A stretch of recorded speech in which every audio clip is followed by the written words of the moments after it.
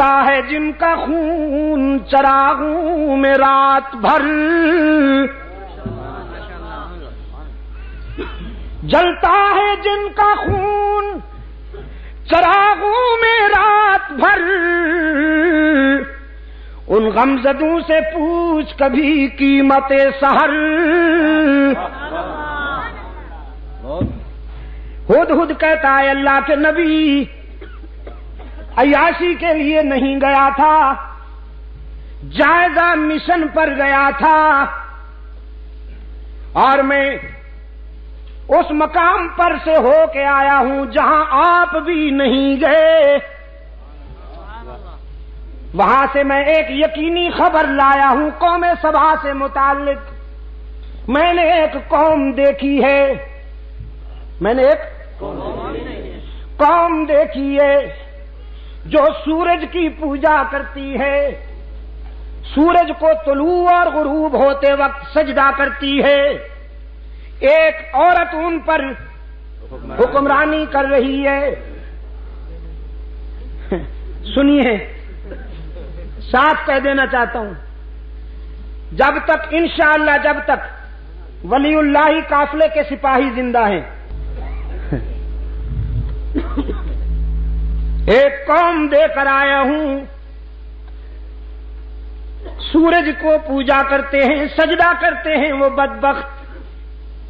ایک عورت ان پر حکمرانی کرتی ہے، تو اللہ کے نبی آگے بڑھنے سے پہلے اس قوم کا پوسٹ مارٹم کر لینا چاہیے۔ یہ زنخی قوم، یہ زن مرید، جنہوں نے ایک عورت کو سربراہ بنا رکھا ہے، پہلے ان کی طبیعت ٹھیک کر لینی چاہیے، پھر آگے بڑھیں گے۔ سلیمان علیہ السلام نے فرمایا بھئی واہ تو بڑا عجیب ہے، کیسی عجیب خبر لایا ہے۔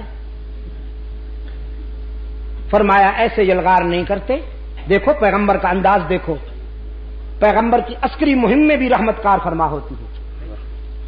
فرمایا پہلے خط لکھتا ہوں بلقیس کے نام، جاؤ میرا خط پہنچاؤ اسے، اگر وہ ٹھیک طریقے سے ہماری بات مان لیتی ہے تو ہم ان کی آبادیوں کو تاراج کرنے کا ذوق نہیں رکھتے۔ خط لکھا، اور سفارتی تاریخ میں یہ پہلا خط ہے جو کسی ایک حاکم نے دوسرے حاکم کے نام لکھا۔ سلیمان علیہ السلام نے جو لکھا ہے بلقیس کو، قرآن کریم نے اس خط کا مضمون بھی محفوظ رکھا ہوا ہے۔ فرمایا انہ من سلیمان وانہ بسم اللہ الرحمن الرحیم اللہ تعالی علی واتونی مسلمین۔ یہ خط اللہ کے نبی حضرت سلیمان علیہ السلام کی طرف سے لکھا جا رہا ہے، اور اس کے نام سے جس سے بڑا رحم کرنے والا، مہربانی کرنے والا کوئی نہیں۔ ہمارا خط پڑھتے ہی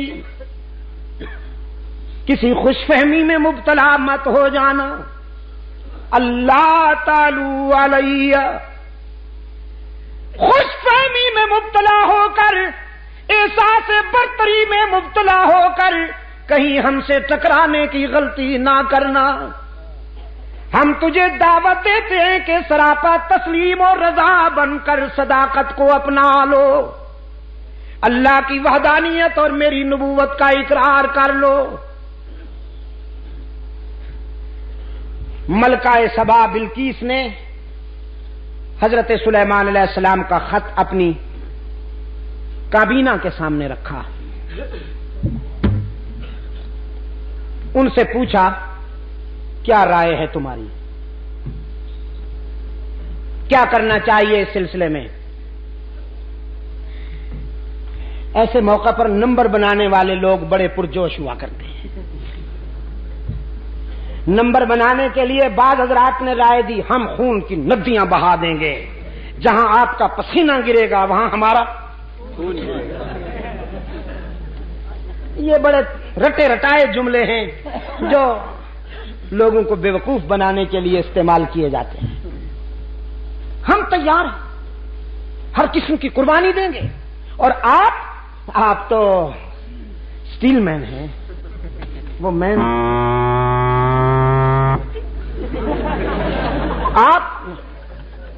آپ تو بڑی مضبوط ہیں. آپ تو سپر پاور ہیں. آپ تو ناقابل تسخیر ہیں. میڈم بیگم آپ کو کوئی نقصان نہیں پہنچا سکتا. اور آپ کے یہ رضاکار، آپ کے یہ فداکار آپ کے اشارے پر جانے دیں گے. ہم خون کی ندیاں بہا دیں گے. ہم اڑا کے رکھ دیں گے تیرے دشمنوں کو. قرآن کریم بڑا شفاف آئینہ ہے. ہر کردار بیدار نظر آتا ہے. قرآن کریم نے ملکہ بلقیس کو یہ کریڈٹ عطا کیا ہے کہ اپنے مشیروں وزیروں کی یہ لنترانیاں سن کر بے وقوف ہونے کے بجائے اس نے حقیقت پسندی سے کام لیا. قالت ان الملوک اذا دخلوا قریۃ افسدوها وجعلوا اعزۃ اہلها ذلۃ وَكَذَلِكَ يَفْعَلُونَ. اپنے مشیروں وزیروں سے کہنے لگی تم مجھے تصادم اور ٹکراؤ کی طرف لے جانا چاہتے ہو، لیکن مجھے ٹکراؤ پسند نہیں. اس لیے کہ جب دو طاقتیں لڑتی ہیں، جب بادشاہ آپس میں ٹکراتے ہیں تو مظلوم انسانوں کا خون بہتا ہے. دو اونٹ جب لڑتے ہیں تو چیونٹیاں پس جاتی ہیں بیچاری.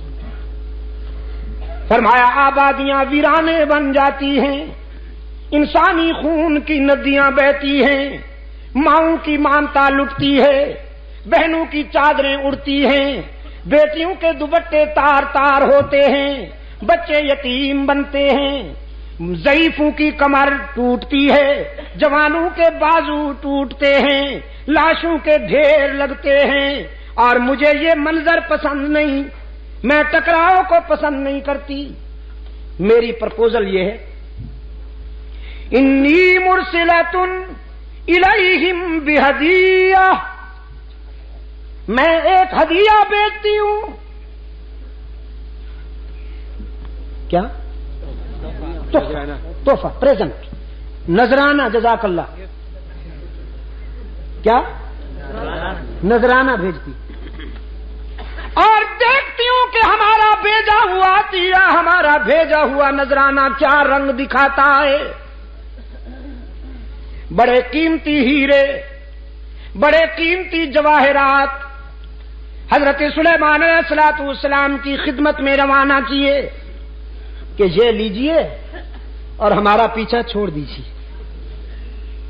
جیسے آج کل حضرت صاحب یہ جوڑا آپ کے لیے ہے، قبول فرمائیے. حضرت صاحب یہ ڈرافٹ رکھ لیجئے، جہاں آپ کی مرضی ہو وہیں خرچ کر دیجئے. اور اگر حضرت صاحب بہت سخت ہیں نہیں لیتے تو پھر حضرت صاحب کے صاحبزادے جو ہیں، جزاک اللہ، تو بھی پہنچا ہوا معلوم ہوتا ہے مجھے.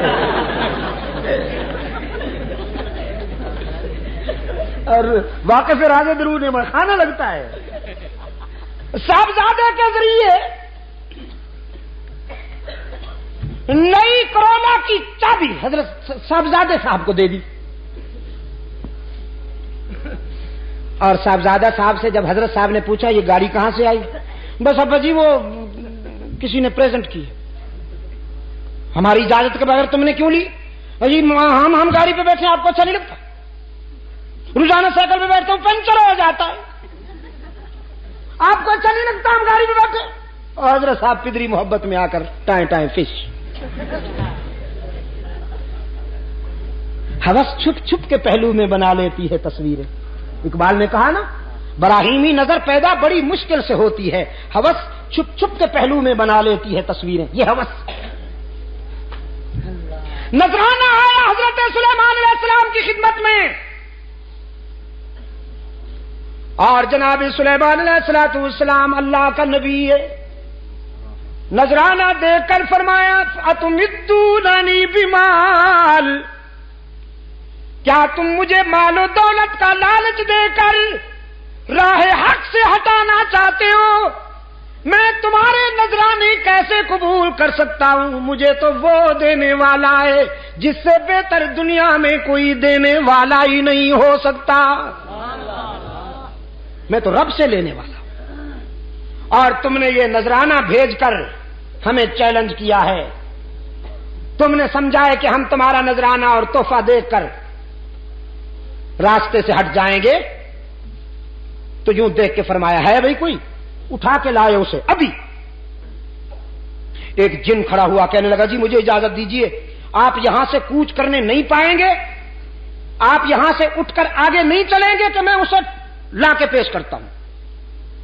ایک اور بولا، قرآن کہتا ہے قال عفریت من الجن انا اتیک بہ قبل ان یرتد الیک طرفک، اس نے کہا میں پلک جھپکنے سے بھی پہلے لاتا ہوں۔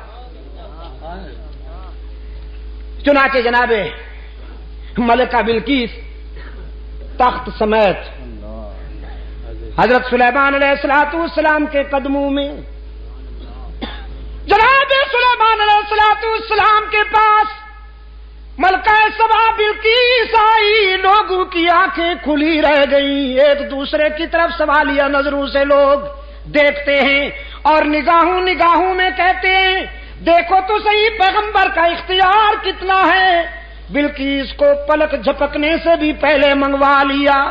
حضرت سلیمان علیہ السلام نے یہ منظر دیکھا، قرآن کہتا ہے سلیمان علیہ السلام نے فوراً وضاحت کی، قال ھذا من فضل ربی لیبلونی ااشکر ام اکفر، یہ میرا ذاتی اختیار نہیں ہے، یہ تو میرے رب کا فضل و کرم ہے، اس نے یہ مہربانیاں کی ہیں، لیکن اس میں بھی بڑی آزمائش کار فرمائے، وہ اتنی مہربانیاں کر کے مجھے دیکھنا چاہتا ہے کہ میں اس کی نعمتوں کا شکر گزار بندہ بنتا ہوں یا تکبر کرتا ہوں، لیکن الہ العالمین میں تکبر سے پناہ مانگتا ہوں، تیری ناراضگی سے پناہ مانگتا ہوں، میں تو تیرے در پر عاجزی کرنے والا بندہ ہوں، مجھے توفیق شکر بھی تو عطا کر تاکہ میں شکر کرتا جاؤں، تیری نعمتوں میں اضافہ ہوتا جائے۔